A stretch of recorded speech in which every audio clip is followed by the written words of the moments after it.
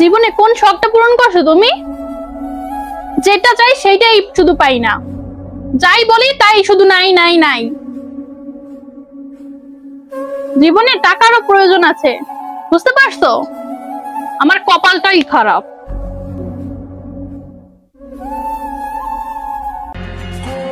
কি ব্যাপার, এত লেট হইলো তোমার?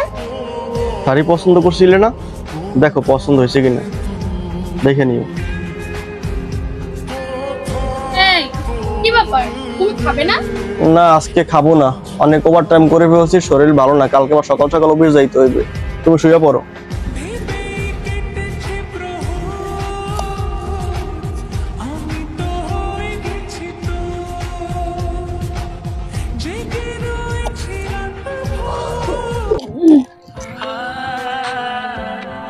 কি কোথায় গেল?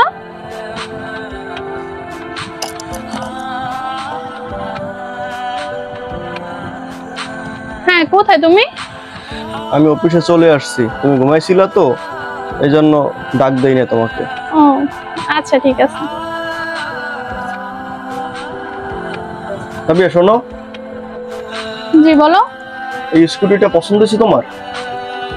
হ্যাঁ এটা অর্ডার করে দিয়েছি, শোরুম থেকে গিয়ে নিয়ে এসো তুমি। আচ্ছা ঠিক আছে। আচ্ছা আমি গেলাম। আচ্ছা আগে শোনো, আচ্ছা কয়েক মাস ধরেই দেখতেছি যে তুমি আমাকে ইগনোর করতেছো, কারণটা কি? এটা কোথায় ইগনোর করলাম আমি? হ্যাঁ তুমি আমাকে ইগনোর করতেছো, প্রতি রাতে তুমি লেট করে বাসায় আসো আর আমি সকালবেলা ঘুম থেকে ওঠার আগেই তুমি চলে যাও। প্রবলেমটা কি তোমার? তোমার কি কাউকে পছন্দ? এরকম কিছু হইলে তুমি আমাকে বলতে পারো।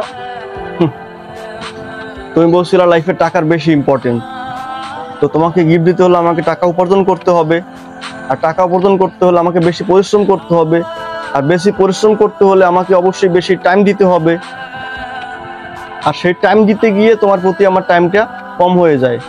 ঠিক আছে, এর মানে এটা না যে তোমার প্রতি আমার ভালোবাসা কমে গেছে। আর ভালোবাসার মানুষ গিফটের চেয়ে বেশি সময়টা বেশি চায়, আর তোমার কাছে দামি দামি গিফট এটাই বেশি ইম্পর্টেন্ট ছিল। আর এখন তো তুমি সবকিছুই পাচ্ছ, তোমার তো খুশি থাকা উচিত, তাই না? যাই হোক, আমি স্কুটিটা বুক করে দিয়েছি, তুমি নিয়ে নিও।